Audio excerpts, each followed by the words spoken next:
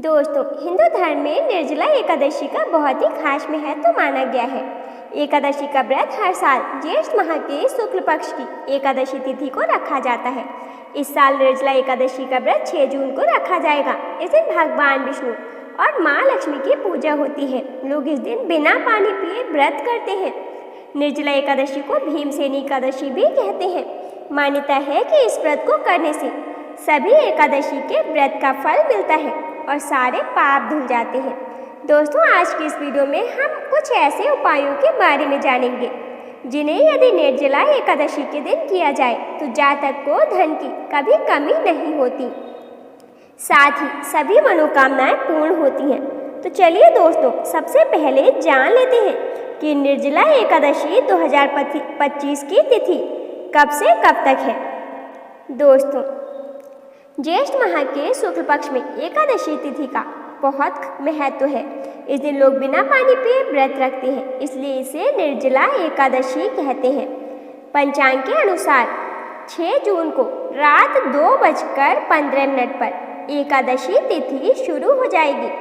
यह तिथि अगले दिन यानी 7 जून को सुबह 4:45 पर समाप्त होगी। इसलिए निर्जला एकादशी का व्रत 6 जून को रखा जाएगा और एकादशी व्रत का पारण हमेशा द्वादशी तिथि में किया जाता है। इसलिए निर्जला एकादशी व्रत का पारण 7 जून को होगा। निर्जला एकादशी 2025 पर बन रहे हैं ये 2 शुभ योग। दोस्तों, इस साल निर्जला एकादशी पर 2 शुभ योग बन रहे हैं।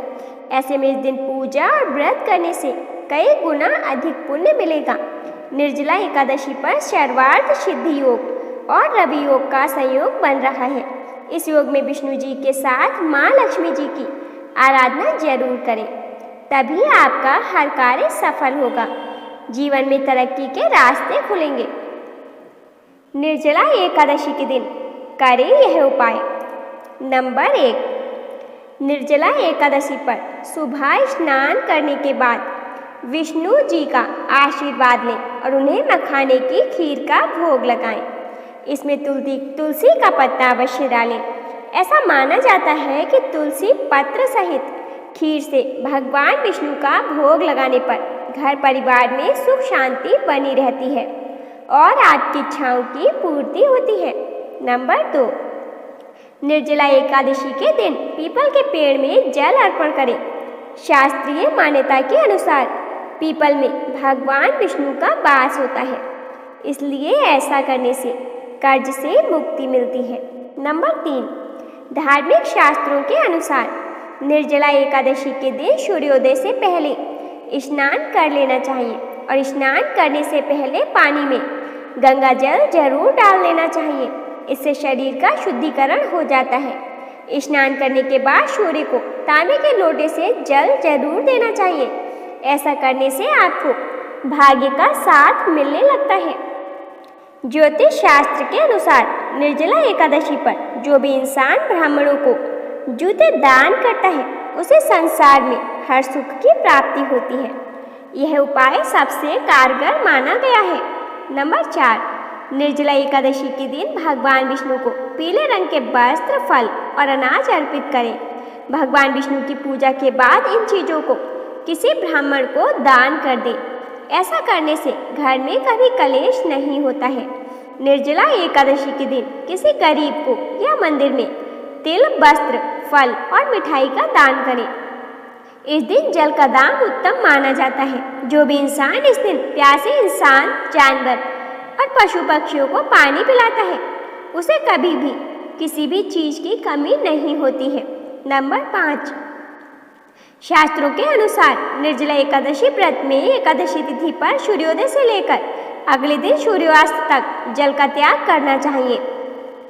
अगले दिन सूर्योदय तक जल का त्याग करना चाहिए और अगले दिन व्रत के पारण के बाद ही जल ग्रहण करना चाहिए।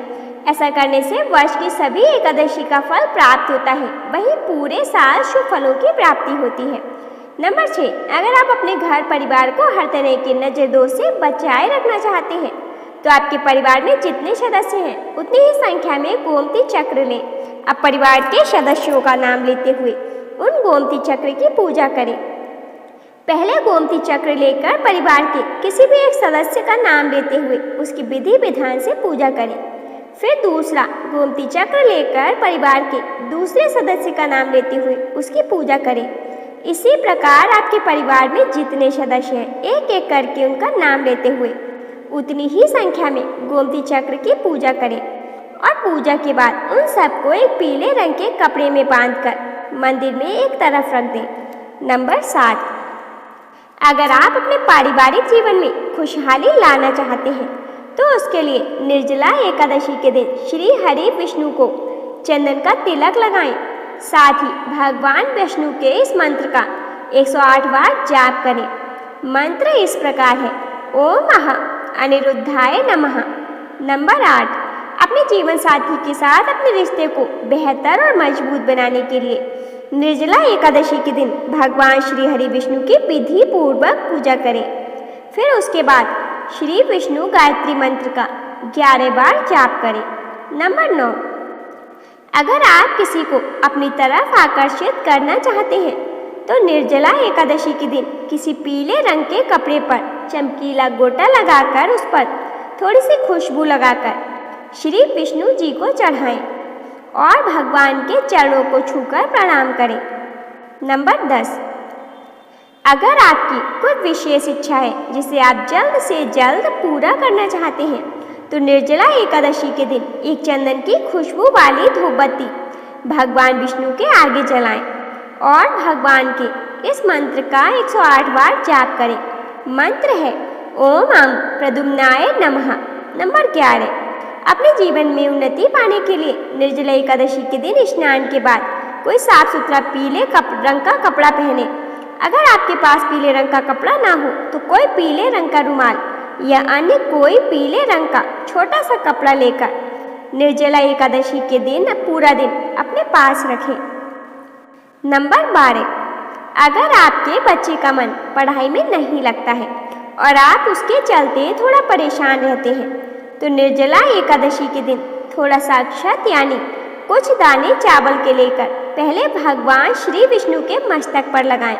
फिर ओम नमो भगवते नारायणाय बोलते हुए अपने बच्चे के माथे पर भी लगाएं। नंबर 13, अपने करियर की बेहतरी के लिए और अपने आप को एक ऊंचे मुकाम तक पहुंचाने के लिए निर्जला एकादशी के दिन भगवान विष्णु को मक्खन मिश्री का भोग लगाएं और श्री विष्णु की मूर्ति या तस्वीर के आगे बैठकर 108 बार श्री हरि हरि का जाप करें। नंबर 14, अगर आप अपने बिजनेस में बढ़ोतरी करना चाहते हैं तो निर्जला एकादशी के दिन किसी ब्राह्मण को आदर सहित घर पर आमंत्रित करें। उन्हें अच्छे से भोजन अवश्य कराएं। साथ ही अपनी इच्छानुसार कुछ दक्षिणा भी दें और उनके पैर छूकर आशीर्वाद लें। नंबर 15, अपने दाम्पत्य जीवन में खुशहाली और मधुरता लाने के लिए निर्जला एकादशी के दिन स्नान आदि से निवृत्त होकर भगवान विष्णु की विधि पूर्वक पूजा करें और भगवान के इस मंत्र का 108 बार जाप करें। मंत्र इस प्रकार है, ओम संकर्षणाय नमः। दोस्तों, यदि आपको आज की यह वीडियो पसंद आई हो तो वीडियो को लाइक और शेयर जरूर करें। साथ ही चैनल पर नए हो तो चैनल को सब्सक्राइब कर कमेंट बॉक्स में जय मां लक्ष्मी जरूर लिखें। धन्यवाद।